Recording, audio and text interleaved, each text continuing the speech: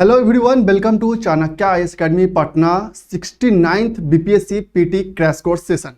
इस सेशन में हम हिस्ट्री के सेक्शन को कवर करने वाले हैं और हिस्ट्री के सेक्शन में आज एंशिएंट हिस्ट्री का एक बहुत ही इंपॉर्टेंट टॉपिक है जो एग्जामिनेशन बीपीएससी एग्जामिनेशन में अक्सर कुछ क्वेश्चंस इससे आते हैं। तो इस सेशन में हम एंशिएंट हिस्ट्री का प्री हिस्ट्री स्टोन एज के बारे में डिस्कस करने वाले हैं। So let's begin the session. तो दिस प्री हिस्टोरिक पीरियड, अगर हम इस प्री हिस्टोरिक पीरियड की बात करते हैं तो बेसिकली यह जो प्री हिस्टोरिक पीरियड है आपका डिवाइडेड होता है palaeolithic, mesolithic, neolithic and metal age, also called as chalcolithic age. Pre historic period को हम डिवाइड करते हैं 4 पीरियड्स में, palaeolithic, mesolithic, neolithic and metal age. अब इस पैलियोलिथिक एज को अब हम एक एक करके इन सब डिफरेंट जो पैलियोलिथिक है, मेसोलिथिक है, नियोलिथिक और मेटल एज की बात करते हैं, उन पे हम डिस्कशन करेंगे। तो पहले आपको ये जानना जरूरी है कि जो प्री हिस्टोरिक पीरियड है उसको बेसिकली 4 पार्ट में डिवाइडेड किया जाता है। इसमें पहला जो है हमारा that is called Palaeolithic period, जो अराउंड 500,000 बीसी से 10,000 बीसी के बीच में इसका जो पीरियड है वो माना जाता है। हालांकि यह जो पीरियड है आपको कुछ बुक्स में डिफरेंट देखने को मिल सकते हैं, लेकिन यह एनसीईआरटी का डाटा है। तो अगर आपसे पीरियड से रिगार्डिंग कोई क्वेश्चन आता है तो आप एनसीईआरटी के डाटा को ही फॉलो करें।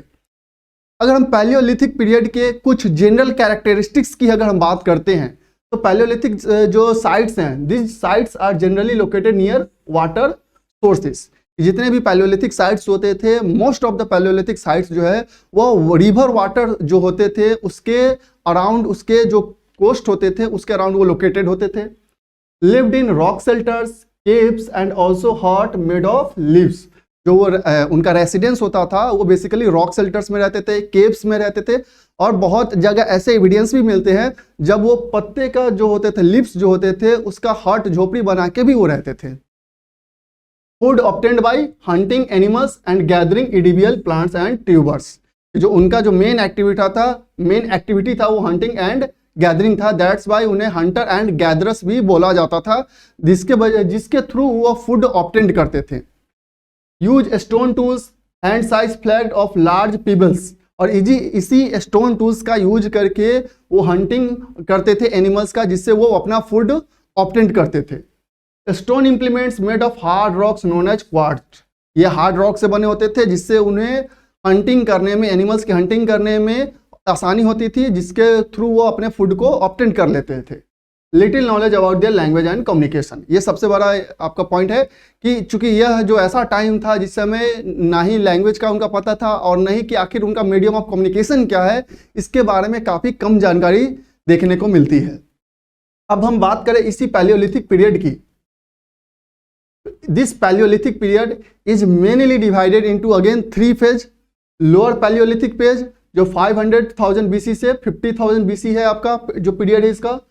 मिडिल पैलियोलिथिक 50,000 बीसी से 40,000 BC and the upper palaeolithic age 40,000 BC से 10,000 बीसी है। अगेन ये जो डेट्स हैं आपको अलग अलग बुक्स में अलग अलग देखने को मिल सकते हैं, but this date is according to the our NCERT books. तो पैलियोलिथिक पेज को मेनली 3 पीरियड्स में डिवाइड किया जाता है, lower palaeolithic, middle palaeolithic and upper palaeolithic age. यह इसके डिफरेंट डेट्स के अकॉर्डिंग, इसके एज के अकॉर्डिंग इन्हें डिवाइड किया जाता है।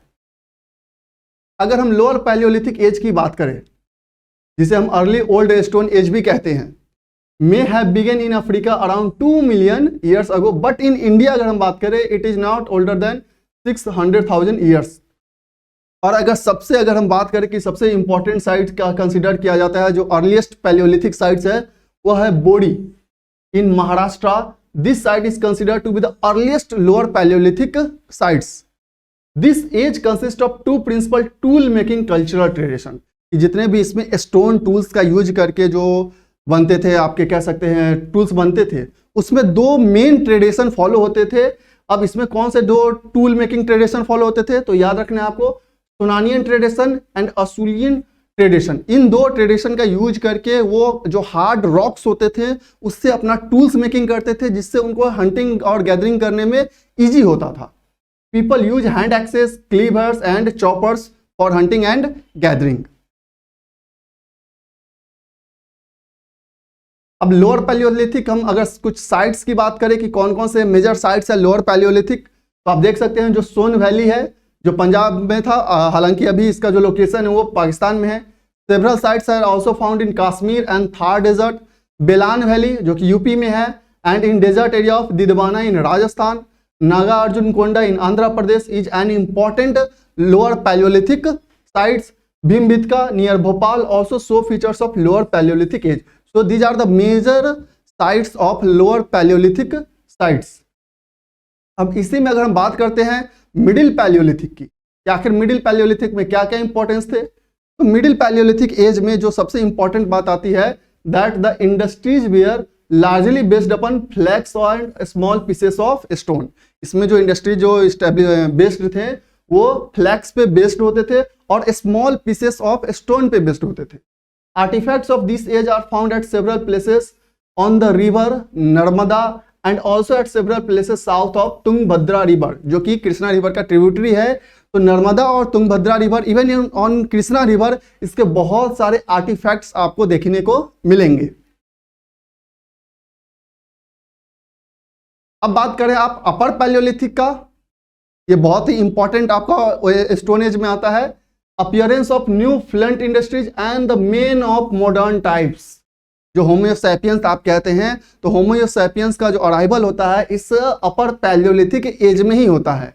अपर Palaeolithic is marked by technological advancement in stone tool manufacture by the production of parallel sided blades. इसमें टेक्नोलॉजिकल एडवांसमेंट देखा जाता है in terms of tool making. जो टूल बनते थे कि उनका एडवांसमेंट कैसे आ सकता था कि पैरेलली जो पहले टूल होते थे, सपोज ऐसे तरीके का कोई टूल बनता है तो दोनों साइड से जो थे प्लेट्स वो पैरेलली वो होते थे, कि दोनों साइड से ही उसको पैरेलली चॉप किया जाता था। तो इसमें टेक्नोलॉजिकल एडवांसमेंट देखने को मिलता है इस एज में टूल मेकिंग में। Which have been found in, आपको आंध्र प्रदेश में देखने को मिलता है ऐसे tools, Karnataka, Maharashtra, central MP and southern UP. Again जो बेलान वैली जोन है उसमें भी आपको अपर पैलियोलिथिक एज के जो टूल्स है वो आपको देखने को मिलेंगे। Caves and rock shelters for use by human beings in upper palaeolithic phase have been discovered at Bhimbetka. और भीमबेटका में भी आपको अपर पैलियोलिथिक एज में जो रेसिडेंस थे, जो केव्स थे, रॉक शेल्टर्स हैं, आपको देखने को मिलते हैं एविडेंस के रूप में। तो आपको याद रखना है कि इसमें इंपॉर्टेंट चीज क्या है कि होमो सैपियंस जो हैं वो आपको अपर पैलियोलिथिक एज में अपीयर हुए थे। अब दूसरा जो हमारा एज आता है after Palaeolithic, that is called Mesolithic phase, जिसका जो पीरियड है वो 10,000 BC टू 6,000 BC माना जाता है।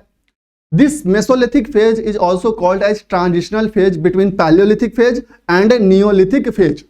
कि जो पैलियोलिथिक फेज है और नियोलिथिक फेज है उसके बीच में यह एक ट्रांजिशनल फेज माना जाता है। यह एक ट्रांजिशन का फेज था जब बहुत सारी चीजें जो हैं वो शिफ्ट होना स्टार्ट हुई। इसी फेज में जो क्लाइमेट है वो धीरे धीरे वार्म होना भी स्टार्ट होता है। मेसोलिथिक रिमेन्स, अगर हम बात करें इसके कुछ रिमेन्स की, कहाँ पे इसके आर्टिफैक्ट्स फाउंड किए जाते हैं, तो Langhnaj in Gujarat, Adamgarh in MP and some places of Rajasthan, UP and Bihar, आपको मेसोलिथिक जो आर्टिफैक्ट्स है, एविडेंसेस है, वो देखने को आपको मिलते हैं। Paintings and इनग्रेविंग्स gives idea about social life and economic activities. कि आपको अगर मेसोलिथिक एज के सोशल लाइफ के बारे में या इकोनॉमिक एक्टिविटीज वो क्या प्रैक्टिस करते थे, तो उसके जो वेरियस पेंटिंग्स आपको देखने को मिलते हैं, जो इनग्रेविंग्स देखने को मिलते हैं, उससे बहुत सारे एविडेंस देखने को आपको मिल सकते हैं। दे यूज माइक्रोलिथ टूल्स, जो टूल्स यूज करते थे वो माइक्रोलिथ, मतलब इस फेज में, मेसोलिथिक फेज में जो टूल्स होते थे अब उनका जो साइज था वो शॉर्ट हो गया था, मतलब स्मॉल साइज के वो टूल्स यूज करते थे जिसे हम लोग माइक्रोलिथ टूल्स भी कहते थे। हंटिंग एंड गैदरिंग कंटिन्यू था, जैसा कि पैलियोलिथिक फेज में था, जो हंटिंग और गैदरिंग उनका मेन इकोनॉमिक एक्टिविटी था जिसके थ्रू वो फूड को ऑब्टेन करते थे। मेसोलिथिक फेज में भी हंटिंग एंड गैदरिंग कंटिन्यू था। यहाँ पे एक एक्स्ट्रा एक्टिविटी आता है that is called new economic activities fishing. जहां पैलियोलिथिक फेज में फिशिंग का नॉलेज नहीं था, लेकिन मेसोलिथिक फेज में फिशिंग जो है एक न्यू एक्टिविटी के रूप में, इकोनॉमिक एक्टिविटी के रूप में इमर्ज होता है। Use of bow and arrow began a tendency to settle for longer period. अब इसी पीरियड में चूंकि अब इजिली वो केव्स में रहना स्टार्ट करते हैं, इनकी इकोनॉमिक एक्टिविटी बढ़ जाती है, तो एक प्लेस पे यह लंबे समय तक रहना स्टार्ट करते हैं अब अगर हम बात करते हैं एनिमल बोन्स की, कौन कौन से एनिमल बोन पाए जाते थे, तो dog, deer, bear and ostrich के आपके बोन्स इस मेसोलिथिक फेज में जो वेरियस साइट्स हम देख रहे थे, चाहे वो गुजरात का हो, आदमगढ़ हो, या various places of Rajasthan, UP और बिहार हो, वहां पे यह बोन के एविडेंस आपको देखने को मिलते हैं। Burials of dead along with microlith, कि बहुत सारे जो डेट्स ब्यूरियल्स उसमें एविडेंस जब उसके एग्जिबिट किए गए तो उसमें माइक्रोलिथ टूल्स भी उस डेड बॉडी के साथ एविडेंस के रूप में देखने को मिलते हैं आपको।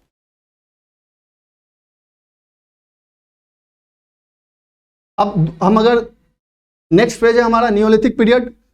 मेसोलिथिक पीरियड बेसिकली क्या था, एक ट्रांजिशन का फेज था जिसमें बहुत सारे चेंजेस देखने को मिले। वहां पे क्लाइमेट जो है धीरे धीरे वार्म में होना स्टार्ट हो जाता है, नया इकोनॉमिक एक्टिविटी आता है, दैट इज कॉल्ड फिशिंग। एक नया इकोनॉमिक एक्टिविटी रहता है, जो टूल्स होते हैं वो माइक्रोलिथ टूल्स यूज किए जाते हैं, मतलब जो साइज होता है टूल्स का उसमें वो रिड्यूस हो जाता है। अब इसके बाद इस ट्रांजिशन फेज के बाद जो हमारा फेज आता है that is called Neolithic phase, जिसका जो पीरियड है वो 6000 बीसी से अराउंड 4000 बीसी का है। इसमें बहुत सारे साइट्स, इस नियोलिथिक फेज में बहुत सारे साइट्स काफी ज्यादा फेमस होते हैं, लाइक कश्मीर वैली, चेचर और Chirand in Bihar, Belan valley in UP, Maski, Brahmagiri, Hallur and Kodekal, these are the important neolithic sites. और यहाँ पे नियोलिथिक एज के बहुत सारे आपको एविडेंस देखने को मिलते हैं। इवन आपके बिहार जो चिरांद है, चेचर है, ताराडीप है, वहां पे आपको नियोलिथिक पीरियड के बहुत सारे एविडेंस देखने को मिलते हैं। अब इसके हम चीफ कैरेक्टरिस्टिक्स की बात करते हैं। तो इसी पीरियड में, इस नियोलिथिक पीरियड में एग्रीकल्चर का जो प्रैक्टिस है वो बिगिन होता है। जैसा कि हम देख रहे थे कि जो मेसोलिथिक एरा है उसमें भी उस समय जो लोग थे वो हंटिंग एंड गैदरिंग पे निर्भर थे। एक नया इकोनॉमिक एक्टिविटी फिशिंग ऐड होता है। बस इस पीरियड में, इस नियोलिथिक पीरियड में एग्रीकल्चर का प्रैक्टिस बिगिन होता है। डोमेस्टिकेशन ऑफ एनिमल्स, की एनिमल्स को डोमेस्टिकेशन किया जाना स्टार्ट होता है। Polishing of stone tools, again इसमें जो एडवांसमेंट आता है टूल मेकिंग में, कि जो अर्लियर जो हम एजेस देख रहे थे उसमें पॉलिश्ड स्टोन टूल्स नहीं होते थे, लेकिन इस पीरियड में अब जो स्टोन टूल्स है वो काफी हाईली पॉलिश्ड स्टोन टूल्स देखने को मिलते हैं। Manufacture of pottery also started during this. Cultivation of plants and domestication of animals led to emergence of village communities, कि चूंकि अब यहाँ पे एग्रीकल्चर प्रैक्टिस स्टार्ट हो गया था, कल्टीवेशन होने लगा था प्लांट्स का, एनिमल को डोमेस्टिकेशन किया जाने लगा था, जिस तरीके से आगे चल के एक विलेज कम्युनिटीज का इमर्जेंस होता है and that led to improvement in tool making. Also stone tools we are now polished, कि स्टोन टूल्स जो है जैसा कि हम देख रहे थे कि अब वो पॉलिश्ड स्टोन टूल्स देखने को मिलते हैं। तो इस नियोलिथिक एरा में काफी ज्यादा एडवांसमेंट देखने को मिलता है। एग्रीकल्चर प्रैक्टिस होता है, एनिमल के डोमेस्टिकेशन होते हैं, जिससे कि विलेज कम्युनिटीज का इमर्जेंस होता है in this Neolithic period.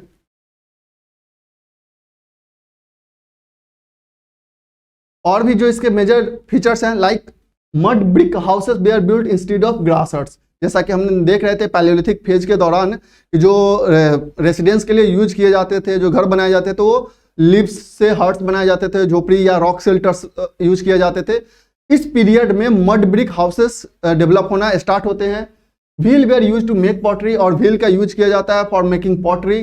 Large urns were used as coffins for the burial of the dead, जो ब्यूरियल्स होते थे उसके लिए बड़े बड़े कॉफिन्स का यूज किए जाने लगा for its burial. The idea of land and plant ownership emerged as they domesticated plants and animals. अब इसी पीरियड के दौरान जो ओनरशिप है, लैंड और प्लांट्स का ओनरशिप का जो आइडिया है वो इमर्ज होता है। कारण क्या है कि इसी पीरियड में ही पहली बार डोमेस्टिकेशन ऑफ एनिमल बिगिन होता है और एग्रीकल्चर प्रैक्टिसेस स्टार्ट होती हैं। दैट्स वाई जो कॉन्सेप्ट ऑफ ओनरशिप है इस पीरियड में इमर्ज होता है। The presence of small houses में सजेस्ट न्यूक्लियर फैमिलीज, या जो हाउसेस हैं इस पीरियड में, जो मड ब्रिक हाउसेस थे वो काफी स्मॉल हाउसेस देखने को मिलते हैं एविडेंस में। तो इससे यह लोग जो एक्सपर्ट्स हैं उनका कहना है कि हो सकता है कि जो फैमिली है वो काफी न्यूक्लियर फैमिली इसमें इस पीरियड में देखने को मिलते हैं। And the foundation for the earliest Indian village were laid in the neolithic times, जैसा कि हम बात भी कर रहे थे कि इसी पीरियड में सबसे पहले जो अर्लीस्ट इंडियन विलेज हैं उसका फाउंडेशन नियोलिथिक पीरियड में ही देखने को मिलता है, क्योंकि एग्रीकल्चर प्रैक्टिस सबसे पहली बार इसी पीरियड में एविडेंस हैं इसके प्रैक्टिसेस के।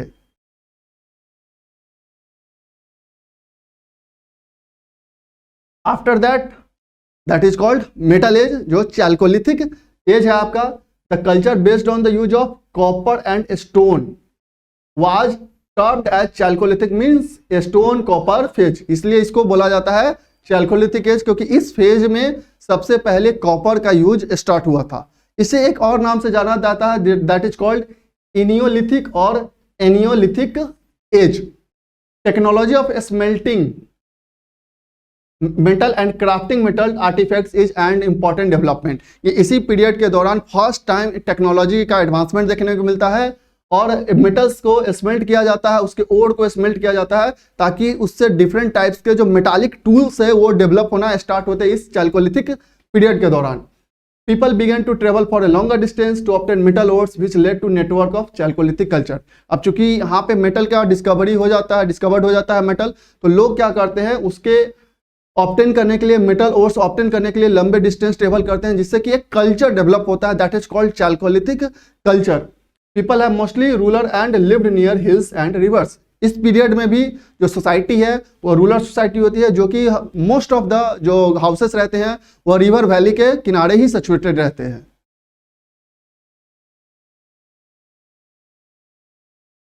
अब हम इसी और कुछ जनरल कैरेक्टरिस्टिक्स की अगर बात करें, farmers typically raised domestic animals such as sheep, goats, cattle and pigs, a diet supplemented by hunting and fishing. कि जो फार्मर्स होते थे वो अपने कैटल्स को रेज करते थे। जो डोमेस्टिकेशन ऑफ एनिमल्स में सबसे पहले आप देख सकते हैं सीप थे, गोट्स थे, कैटल्स थे, पिग्स थे, और इसके साथ साथ जो उनका जो मेन डाइट था वो हंटिंग और फिशिंग के थ्रू भी आता था, क्योंकि हालांकि इसमें आपको एग्रीकल्चर प्रैक्टिस भी देखने को मिलते हैं। Milk by products were important as were fruit trees such as fig and olive. जो मिल्क प्रोडक्ट्स थे वो भी काफी ज्यादा इंपॉर्टेंट डाइटरी सप्लीमेंट्स थे इस पीरियड में। द मेजर क्रॉप्स, जो मेजर क्रॉप्स यहाँ पे कल्टीवेट होते थे, they are barley and wheat, lentil, bajra, jowar, ragi, millets, green pea, green and black gram are the major crops cultivated during Chalcolithic period. Houses build by Chalcolithic farmers were constructed of stone और mud bricks. यहाँ भी जो houses construct होते थे वो most of the houses जो थे वो स्टोन ब्रिक्स से कंस्ट्रक्ट होते थे और मड ब्रिक्स से भी कंस्ट्रक्ट हाउसेस देखने को मिलते हैं। Metals such as copper and alloy were used to make knives, axes, fishing hooks, chisels, pins and rods। क्योंकि यहाँ पे कॉपर का डिस्कवरी हो चुका था, तो जो मोस्ट ऑफ द जो आपको मेटल्स जो क्या कह सकते हैं टूल्स थे वो आपको कॉपर के, एलॉय के देखने को मिलते हैं। People had knowledge of spinning and weaving. Flax, cotton and silk thread is found from sites in Maharashtra। कि इस दौरान जो स्पिनिंग और वीविंग, जो बुनने का जो नॉलेज कह सकते हैं वो लोगों में था, वो देखने को मिलता है आपको, जिसका एविडेंस आपको महाराष्ट्र के वेरियस साइट्स से आपको इस Chalcolithic पीरियड का मिल सकता है।